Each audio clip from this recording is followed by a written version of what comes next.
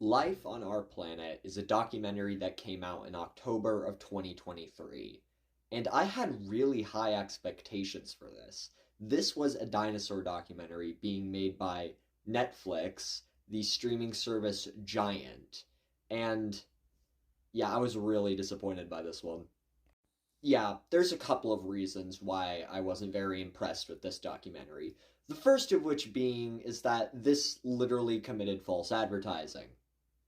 But how did it do that, I hear you asking? All the stuff that was in the trailers ended up being in the documentary. Well, let me explain that. Basically, all the trailers for this made it out to be that it was supposed to be a purely paleo documentary, going through all the geologic time, all the animals that have ever existed on this planet, and then finishing off in the modern day. However, if you've seen the show, you'll know that that's not what happens at all. In fact, a very minimal amount of the show is actually spent in the past. Most of it is in the modern day, focusing on animals that are still alive. Throughout the series, you'll notice glaring inaccuracies with a lot of the extinct animals, which should not be the case for a show that is meant to be educational. Like, a lot of the time they don't even specify what the specific genus of some of these creatures are. Like, they show a Lipleurodon or a Kronosaurus, and Morgan Freeman just goes, a plesiosaur. And he also does the same thing in an episode where they focused on the end of the Permian period. He just said Gorgonopsid instead of the specific genus that it was. Yeah, and then something that really bugs me as well is that on Netflix's YouTube channel, they made a video about how they made the T-Rex for the show. And in that, they specifically admitted to wanting it to look more scary than paleo accurate. Yes, a documentary, a show meant to be educational, made the T-Rex prioritizing scary over realism. And you don't need to make a dinosaur look menacing to make it feel scary. And one great example of this is episode 3 of Prehistoric Planet 2, when the two T-Rexes are hunting the Edmontosauruses. They're not scary because of how they look. They're scary because of their behavior. They're basically silent with the soft pads on their feet, which means you don't know what's coming until it's too late. And that's what makes the T-Rexes there incredibly scary. And it's not just how some of these creatures look that makes it feel like they truly weren't prioritizing accuracy. Some of the hunting behavior in the show is, like, truly absurd. Like in the first episode, heading back to T-Rex, a T-Rex and her two little baby T-Rexes are hunting a Triceratops. And the Triceratops just flees away. Obviously, as we know, Triceratops was probably T-Rex's biggest threat. It was the most dangerous prey item out there, except for Alamosaurus. I think a T-Rex is smart enough to not go for an Alamosaurus, though.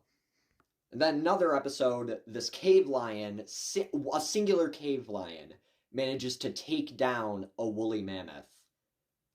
Like, no effort. It doesn't even try to fight back. It just jumps on it, takes it down, and kills it. There's, no fighting at all. Same thing can be said with another episode. I think this might also be in the first episode. There's a Smilodon hunting a terror bird. Which terror bird? I don't know. As I specified earlier, they don't really say which genus it is. They just say terror bird. Yeah, so this terror bird ends up being destroyed by a Smilodon. It doesn't even fight back. And the worst part is that they made this terror bird, they did the same thing with this terror bird as they did with the T-Rex. They prioritized making it look scary over it being real. And then all that scare factor gets thrown out the window when you make it get immediately one shot by a Smilodon.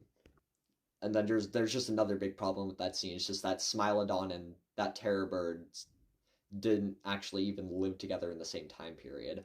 Also, that Smilodon is way oversized. The terror bird would have been massive compared to it. Any reptile in this show that's not a dinosaur is also incredibly stereotyped, being a slow-moving creature with little to no energy, which isn't true at all.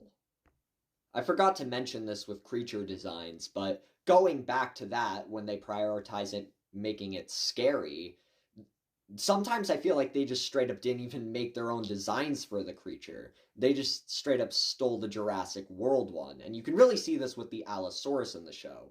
It's pretty much just looks like the Allosaurus from Jurassic World Dominion, but slightly less spiky. And it still has osteoderms, which we know for sure Allosaurus did not have. In fact, no theropod that we know of has osteoderms.